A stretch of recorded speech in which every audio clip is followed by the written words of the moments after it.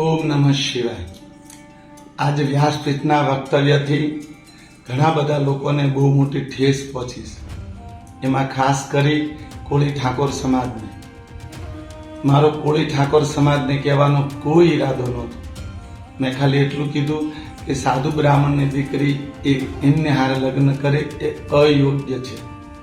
છતાં પણ હું એમ કહું છું કે હરેક સમાજની એક ગરિમા હોય છે, હરેક સમાજનું એક સ્વમાન હોય છે, અને કોળી સમાજ ઠાકોર સમાજનું સ્વમાન હું ખુદ જાળવવા માંગુ છું। મારા હૃદયમાં એ સમાજ માટે કોઈ દિવસ ક્યારેય કડવાશ નહોતી, અને મેં ક્યારેય સમાજને નીચો નથી માન્યો, કારણ કે એ સમાજને હારે હું મોટો થયો છું। એ સમાજ મારો પાડોશી છે, એ સમાજની સાથે હું રમી ભમીને જીવો છું। છતાં પણ કોળી ઠાકોર સમાજને અમારું વક્તવ્ય કડવું લાગ્યું છે, એટલા માટે કે એ મારા વક્તવ્યમાં હજારો મા બાપની વેદના છે।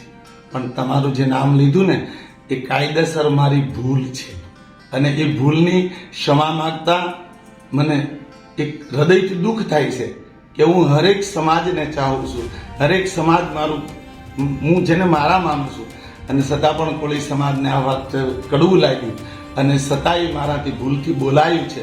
હું એ બદલ ક્ષમા માંગુ છું, અને પૂરા સમાજને કહું છું કે નહીં, એ સમાજ કોઈ દી નીચો નથી, સમાજ આદરણીય છે, અને સદા માટે સમાજ આદરણીય રહેશે।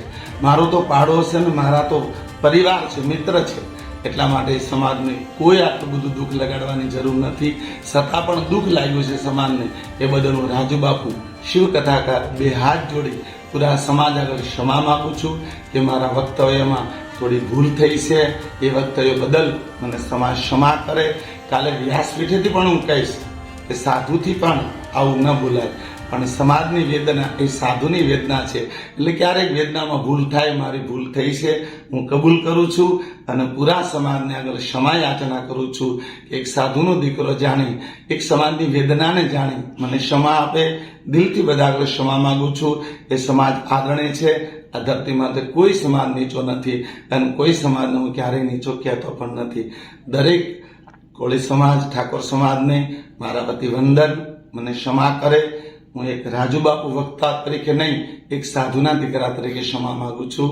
ઓમ નમઃ શિવાય। તમારા પૂરા સમાજનું કલ્યાણ થાય એવો હૃદયથી આશીર્વાદ, શિવજીને પ્રાર્થના। Subscribe now and press the bell icon. Never miss an update.